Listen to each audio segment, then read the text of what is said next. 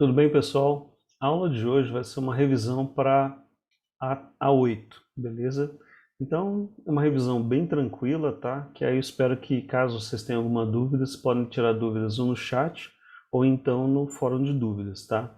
Então, a prova a 8, ela vai cair uma parte sobre reações químicas, a classificação das reações, cálculos de massa, tá? Mas não vai ser propriamente um cálculo estequiométrico que vocês irão ver, tá, nessa prova. E aí eu vou mostrar aqui para vocês, vocês vão ver que é relativamente simples o assunto da prova, tá? Mas vamos lá então. Essa aula é uma parceria minha com a Tenente Oliveira, tá? Então, primeira questão, pessoal, vou começar aqui, é para vocês associarem aqui as reações químicas às suas classificações. Então, as classificações são reações de síntese, análise, simples troca, dupla troca.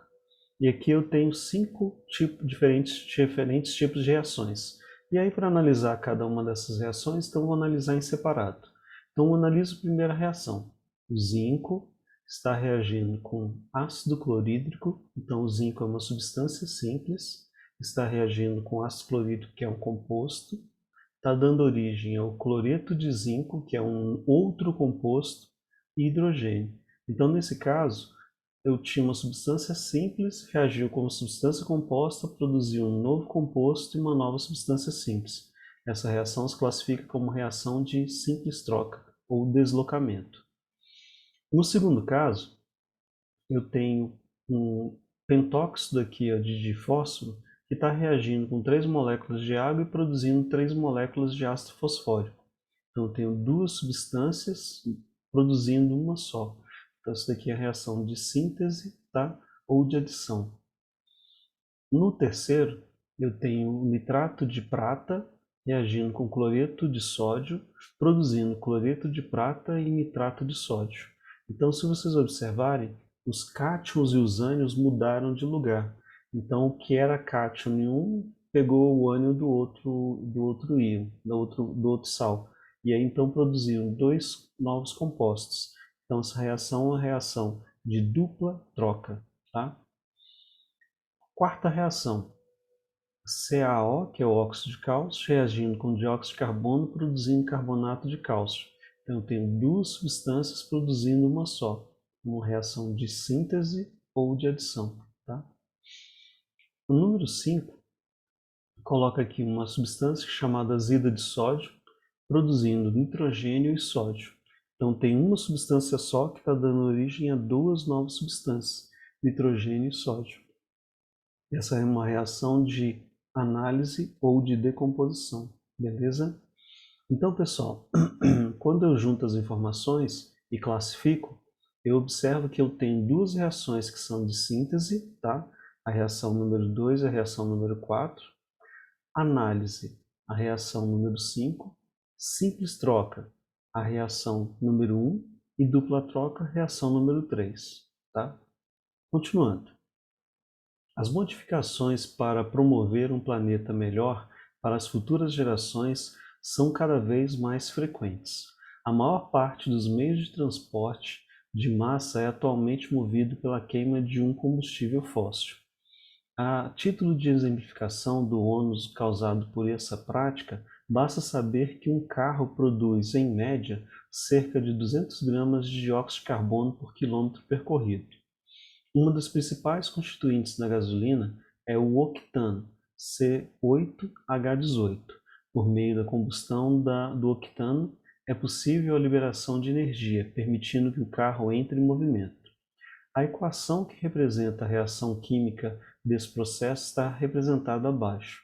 Então, eu tenho aqui a reação do C8H18 reagindo com oxigênio, produzindo CO2 e água, e essa reação não está balanceada.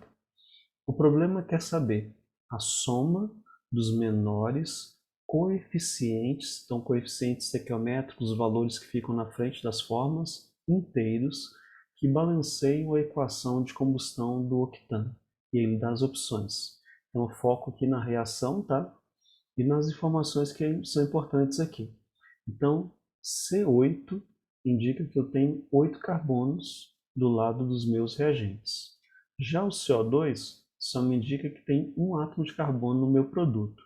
Então, para ter a mesma quantidade de átomos de carbono, eu vou colocar aqui na frente o valor 8. Hidrogênios, eu tenho 18 hidrogênios aqui na molécula do octano, e aqui na molécula de água eu só tenho 2. Então eu preciso multiplicar por um valor multiplicado por 2 que vai dar 18. Este valor é o 9. Se eu for somar agora do lado dos meus produtos os átomos de oxigênio, então eu vou pegar 8 vezes 2, que dá 16 aqui para o CO2, e 9 vezes 1, que vai ser a multiplicação aqui dos oxigênios em função da água. Então tem 9 átomos de oxigênio em função da água, e no CO2 eu tenho 16, totalizando 25 átomos de oxigênio. Aí, se eu quero 25 átomos de oxigênio, e essa molécula aqui, ó, ela tem um número, 25 é um número ímpar, e esse valor aqui é um valor par, se eu simplesmente colocar 25 aqui, ó, o valor 25 aqui, vai dar 50 átomos de oxigênio. E a metade de 50 vai dar 25. Então, é o que eu faço aqui, ó. 25 sobre 2, tá? É a mesma coisa eu pegar o 25 multiplicado por 2 e dividir a metade disso. Então, vai dar 25 átomos. A reação dessa forma ela está balanceada, mas eu tenho de prestar atenção no que o problema diz. Ele quer a soma dos números dos coeficientes inteiros. Então aqui eu tenho uma fração. Então eu vou multiplicar toda essa reação pelo valor 2, para que eu passe a possuir aqui o valor 25 no lugar de 25 sobre 2. Então vou ter de dobrar tudo, beleza? Então a reação vai ficar da seguinte forma. Essa molécula aqui, ó, o C8H18, era só uma molécula. Como eu vou multiplicar por 2, então eu vou passar a ter duas moléculas dela. Aqui eram 25 sobre 25 meios, né?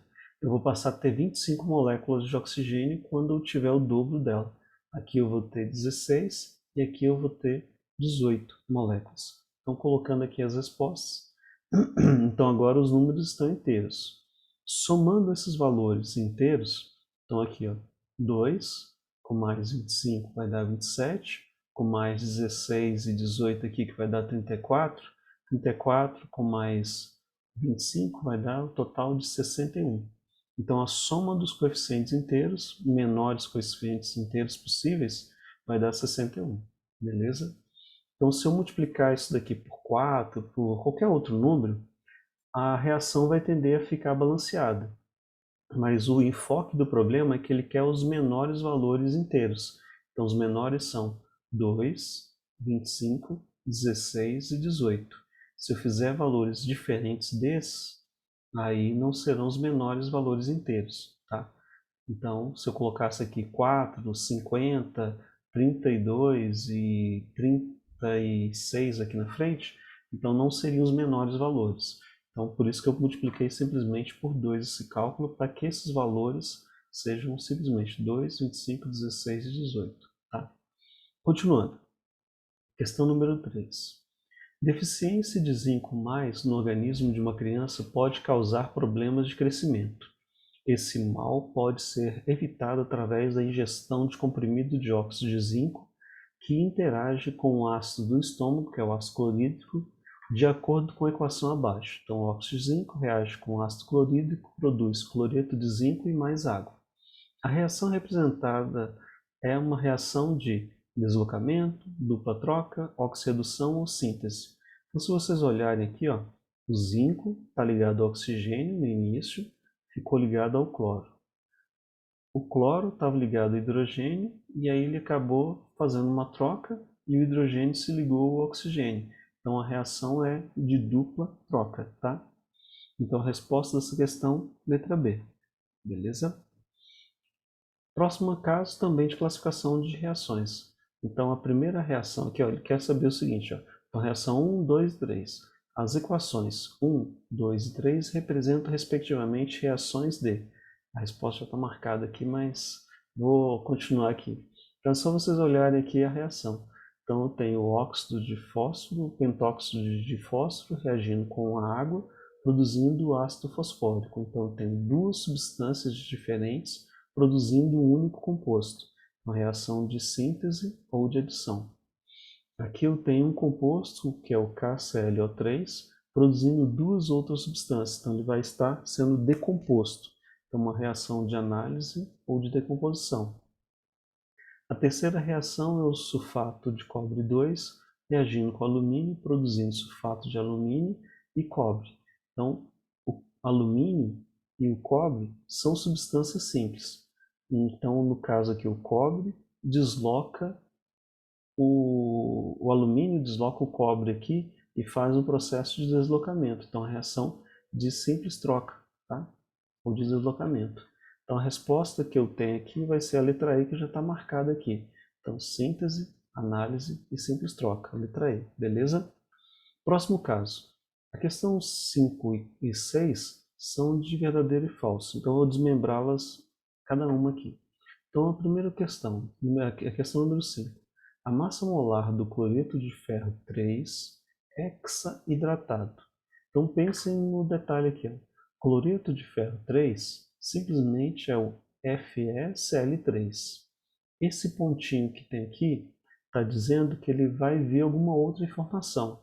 E aí ele está dizendo que é hexaidratado. Então eu tenho hex, são 6 moléculas de água, tá? Então é um composto hidratado.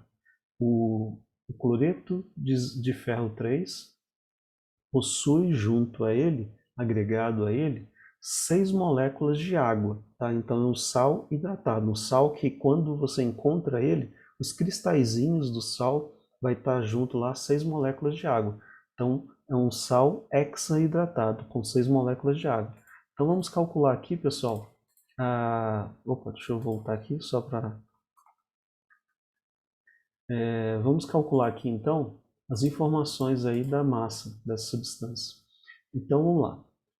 Cloreto de ferro 3 hexaidratado. Então observem a forma. Então, eu tenho cloreto de ferro 3, vou desmembrar isso daí, tá? Primeiro, tá? Então vou calcular a massa molar dele, beleza? Então eu tenho um átomo de ferro e 3 átomos de cloro. Então fazendo o cálculo aqui, ó, 56 mais 3 vezes 35,5, beleza? O total disso daqui vai dar 162,5, tá? Então essa é a massa somente do cloreto de ferro 3. Vou olhar agora a água. Então a massa da água, cada molécula de água tem 2 hidrogênios e um oxigênio. Então a massa da água vai ser 2 vezes 1, que é cada átomo de hidrogênio, que a massa de hidrogênio vale 1, vezes e mais a massa do átomo de oxigênio. Então se eu somar isso daqui, ó, vai dar 18. Só que ele diz que são 6 moléculas de água, então vou multiplicar esse 18 por 6. Então vai dar 108, beleza? Então quando eu junto as informações, a massa do cloreto de ferro 3, junto com as 6 moléculas de água, eu vou ter a minha substância, meu composto total. Então 122,5 mais 108 vai dar 270 gramas por mol desse conjunto todo, tá? Dessa massa molar, conjunto todo, tá? Então, essa substância, quando ele falou que a massa molar é igual a 253 gramas por mol, essa informação ela é falsa, beleza? Então, número 5, falso. Vamos para o número 6. Fosfogênio, COCl2, é um gás venenoso. Quando inalado, reage com a água nos pulmões para produzir ácido clorídrico, que causa graves danos pulmonares, levando finalmente à morte. Por causa disso, já foi até usado como arma de guerra.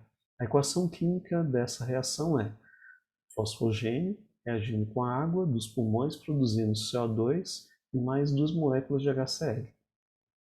As massas molares do fosfogênio consumido e do gás clorídrico produzido são respectivamente 99 gramas por mol e 73 gramas por mol. Então prestem atenção nas massas molares. Então eu vou analisar 1 mol de cada substância, beleza? Para analisar a massa molar. Então a massa molar do fosfogênio, meu reagente, tem carbono, oxigênio e cloro. Carbono vale 12, oxigênio vale 16 e o cloro vale 35,5. Só que são 2. Então, calculando aqui, esse resultado aqui vai dar 99 gramas por mol. Então, do fosfogênio, 99 gramas por mol, correto, beleza. Vamos analisar agora o HCl. A massa molar do ácido clorídrico tem um só hidrogênio e um só cloro. O hidrogênio vale 1 e o cloro vale 35,5. Se eu somar esses dois valores, vai dar 36 gramas por mol.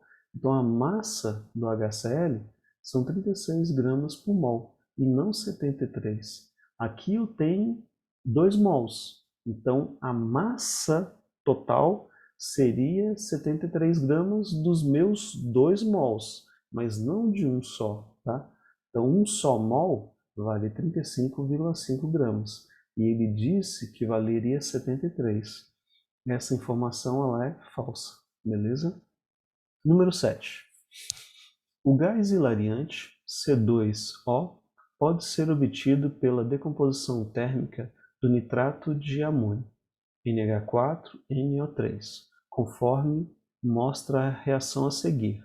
Então, nitrato de amônio produzindo gás hilariante mais 2 moléculas de água. As massas molares do nitrato de amônio consumido e do gás hilariante produzido são, respectivamente, 22 gramas por mol, não, 42 gramas por mol e 22 gramas por mol. Então, vamos analisar essas massas. A massa molar do nitrato de amônio, NH4NO3, eu vou fazer só um processo só para ajudar na visualização. Quantos nitrogênios eu tenho aqui? Não são 2? Então eu vou juntar esses dois. Então eu vou colocar desse jeito aqui, ó, N2H4O3, só para facilitar o cálculo, tá? Então vai ser 2 vezes a massa dos nitrogênios, que vale 14, mais 4 vezes a massa de cada hidrogênio, que vale 1. E 3 vezes a massa dos oxigênios, que vale 16. Calculando isso daqui vai dar 80 gramas por mol. Bem diferente dos 42 que o problema deu. Então essa questão, se vocês fossem já terminar a questão, já indicaria que essa informação ela é falsa, beleza? Continuando. O gás hilariante é o N2O. Então cada nitrogênio vale 14, são 2, e cada oxigênio vale 16. Então 2 vezes 14 mais 16 vai dar 44 gramas por mol, beleza?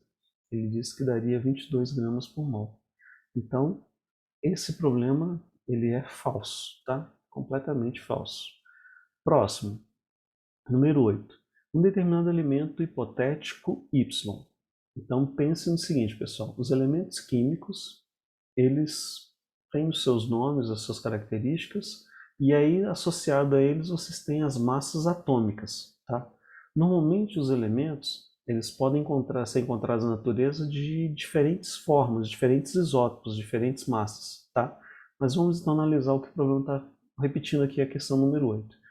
Um determinado elemento químico hipotético, Y, que apresenta massa atômica igual a 74,8 unidades de massa atômica, U. Assim como todos os outros elementos químicos naturais, é formado por um grupo de isótopos. Então ele tem mais de um isótopo, tá? Em seu caso, o elemento Y, são conhecidos 2 isótopos, os quais apresentam massas atômicas iguais a 74 e 79, respectivamente. A partir dessas informações, determine o valor das abundâncias de cada um dos seus 2 isótopos na natureza. Então, pessoal, ele deu aqui os percentuais, respectivamente em relação ao elemento 74 e o 79. Mas aí, pessoal, para buscar ajudar nas informações para vocês interpretarem isso daqui, eu vou colocar da seguinte forma, como se fosse uma tabelinha. Então, ó, os elementos são isótopos, então são o mesmo elemento químico, Y e Y. Um tem número de massa 74 e o outro 79. Vou montar uma tabelinha dos isótopos 74 e 79. A média ponderada, que é a massa que ele falou aqui, ó, que é a média dos 2 isótopos, dá o valor de 74,8 unidades. Sendo que eu tenho 2 isótopos em que as massas são diferentes. Um massa 74 e o outro 79. A abundância é quanto que eu encontro na natureza, qual percentual que eu vou achar na natureza de cada um deles. Então, o que eu vou usar como parâmetro? Para o isótopo 74, eu vou chamar que a abundância dele é de X%. Para o isótopo Y, Z%. Tá? Z, quantos por cento for corresponder. Somando esses dois valores, que é o tudo que eu tenho, corresponde a 100% deste elemento, tá? O elemento Y. Então, vamos calcular aqui, ó, a seguinte, eu vou dar uma definição aqui, ó. Definirei que o valor de x, o x, a incógnita x, vai valer 100% menos z. Então, eu poderia fazer o contrário, tá? Mas eu vou usar isso como referência para ficar mais fácil. Então, o valor de x será igual a 100% menos o percentual que eu tenho de z. Tá? Essa é a definição. Como é que eu calculo a média ponderada? A média ponderada ela é calculada em função da multiplicação da massa do isótopo 74 vezes a abundância dele, mais a massa do isótopo 79 vezes a abundância, dividido por 100%. Então, vou arrumar isso daqui, ó, o cálculo da média ponderada. Então, a massa atômica de Y vai ser igual a 74 vezes x mais 79 vezes y, dividido por 100%. O valor dessa massa atômica aqui, ó, já está aqui no problema, 74,8. Agora prestem atenção aqui só num comentário rapidinho, pessoal.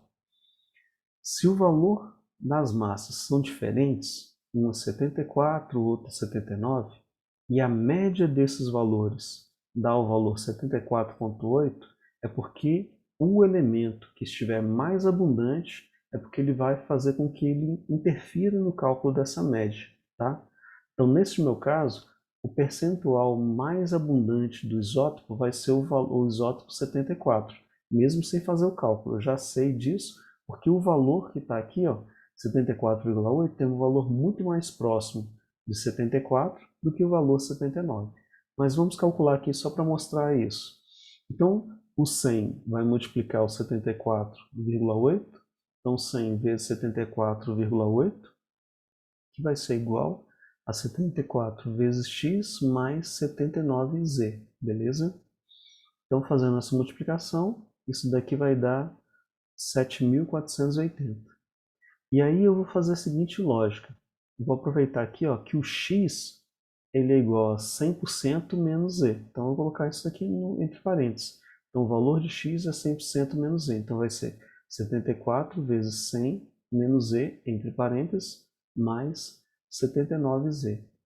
Fazendo a conta aqui, ó, vou repetir esse valor 7.480 e vou multiplicar isso daqui. Então, isso daqui vai dar 7.400, tá? Então, 7.480 igual a 7.400 menos 74z mais 79z. 79z menos 74z, isso daqui vai dar igual a 5z. Passando esse valor para cá, então isso daqui vai ser subtraído, então vai dar 80. Tá? Então, vou calcular aqui, ó, vai dar 80 igual a 5z. Então, z vai ser igual a 80 dividido por 5, z vai ser igual a 16. Então, o percentual do isótopo 79 corresponderá a 16%. O x vai ser o restante, 84%. Então, fazendo o cálculo aqui, ó, então se eu pegar o valor 100 menos z, então 100% menos 16, que é o valor de z, vai dar 84. Então, o isótopo Y, com massa 74, eu terei 84%. O isótopo 79, eu terei 16%. Então, as alternativas aqui, a resposta, respectivamente, é a letra B. Beleza? B de dado. Continuando. Dos seguintes compostos, qual apresenta massa molecular igual a 30 unidades? Então, toda vez que eu falar de uma molécula, aí eu uso unidade de massa atômica, que é o Zin, tá? Então, quero saber, entre essas opções, a que tem a massa de 30 unidades. Então, vou fazer questão de calcular cada um, mas é possível vocês fazerem uma previsão para serem mais rápidos nisso, mas eu vou calcular só para frisar a ideia.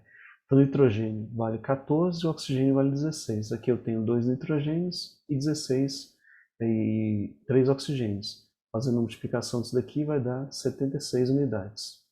O próximo, nitrogênio vale 14, hidrogênio vale 1, isso daqui vai dar 17 unidades. O fósforo vale 31 e o hidrogênio vale 1. São 3 fósforos, 3 hidrogênios. Fazendo a cálculo aqui vai dar 34 unidades. Chegou perto de 30, mas ainda não. NO2, letra D. 14 mais 16 vezes 2. Então isso daqui vai dar 46 unidades. E para fechar, a única alternativa vai ser essa daqui. 2 vezes 12 com mais 6 vezes 1. Então, calculando isso daqui, vai dar 24 com mais 6, 30 unidades. Então, a resposta da questão número 9 vai ser a letra E, beleza? O 10 para fechar. Em relação às equações em relação à equação abaixo, ácido sulfúrico reagindo com hidróxido de alumínio, produzindo sulfato de alumínio e mais água. Marque a opção que apresenta a soma dos coeficientes que satisfazem o balanceamento da equação anterior. Então, eu vou somar os valores dos coeficientes, tá? Então, lá. Então, peguei aqui a reação. Essa reação, eu tenho aqui 2 alumínios do lado dos meus reagentes. Não, um alumínio do lado dos meus reagentes e 2 alumínios do lado dos meus produtos. Então, se eu quiser ter 2 aqui, é só colocar o 2 aqui. Isso vai aumentar a quantidade de OHs. Enxofre e sulfatos aqui eu tenho 3. Aqui eu só tenho 1. Eu coloco o valor 3 aqui na frente. Agora só falta balancear o hidrogênio e o oxigênio, mas eu vou olhar para o hidrogênio para ficar mais fácil. Então aqui eu tenho 6 hidrogênios e aqui eu tenho mais 6 hidrogênios, então eu tenho 12. Que valor eu coloco aqui para dar 12? 6. Então a reação ela está balanceada agora. Só para confirmar, vou conferir os oxigênios. Então aqui eu tenho 8 oxigênios e aqui eu tenho 12. 8 com mais 12, 18. Aqui eu tenho 6 oxigênios e aqui eu tenho 12 oxigênios, também 18. Então a reação está balanceada. Somando agora os coeficientes estequiométricos aqui. Então o valor 3 com o valor 2. Aqui é o correspondente ao valor 1 e aqui é o valor 6. Então, somando 2 com 3 dá 5 e 6 com mais 1, 7. Total 12, beleza? Resposta da questão número 10, 12. Pessoal, então um forte abraço para vocês, um bom estudo. Qualquer dúvida, podem tirar dúvidas lá no chat, tá? Ou então no fórum de dúvidas, tá? Um grande abraço para vocês e até mais, pessoal.